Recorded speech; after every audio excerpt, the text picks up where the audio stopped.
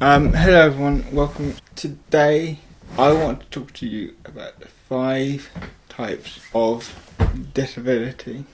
The first type I want to talk to you about is the acquired brain injury.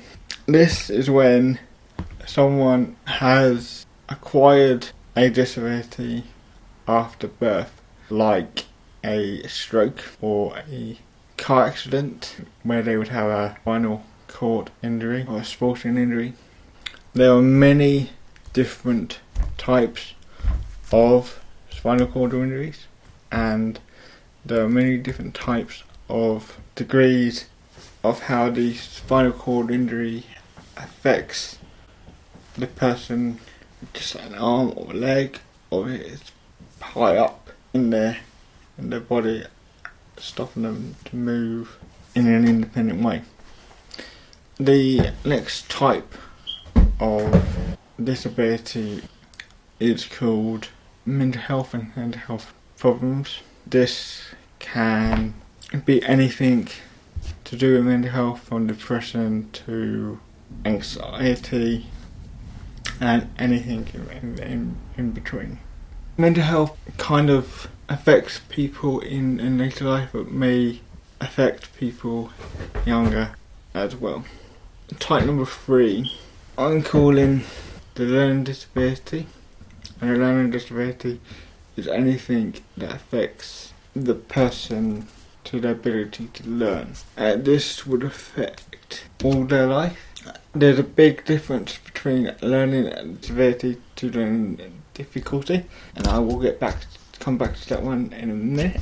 But typically a learning disability is things like Down syndrome, ADHD, and things like that. There are many others. The next thing I want to talk about is physical disability. Physical disability is something that affects movement and arms and limbs, and it sometimes affects how people move around the world. Many people with physical disabilities use walking aids or some sort of aid to help them to move. Sometimes with physical disability, it would have an impact on muscle and aches and pains and things like that. I now want to move on to the autism spectrum disorder. The autism disorder has a wide range of different needs and different abilities. Some occasions they may be non-verbal. The autism spectrum covers people with non-verbal communications as well as high IQ.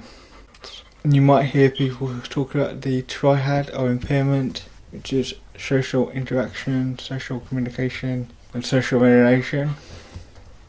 The way that I was taught, the way I was told, that you need at least 2 of those to class as autism. Personally, I think at least level 1's got a tiny bit of all that in them. Type number 4, I believe, we're at now, and we're at the sensory disability and difficulties. And these are anything that affect the senses.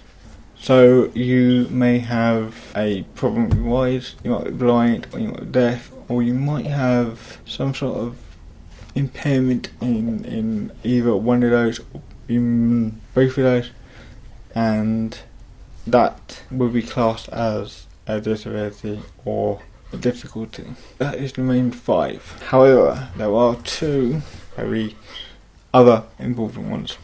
One is called dyslexia, which I have talked about before. Dyslexia is a learning difficulty that impacts a person's ability to read and write efficiently or even to spell efficiently. It doesn't impact the person's entire life, it impacts those particular skills.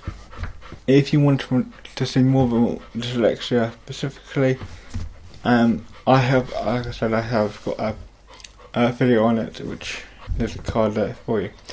The last disability is a mixture of sometimes 2 but maybe 3. These are called the profound multiple learning disabilities or difficulties. Okay. The people with profound multiple learning difficulties have special and complex lives and they need specialist equipment to do the most simplest tasks, e.g. feeding, washing. Many people with profound multiple learning difficulties are non-verbal and use different ways to communicate with the outside world. Okay everyone, thank you so much for watching and I will see you soon. Thank you so much for watching guys. If you did like this video then I would appreciate it if you would subscribe to the channel for more, and once you do, press the little bell button so that you get notified when I do upload. Share and comment on this video, that would also be very helpful, not just to me but for other people as well.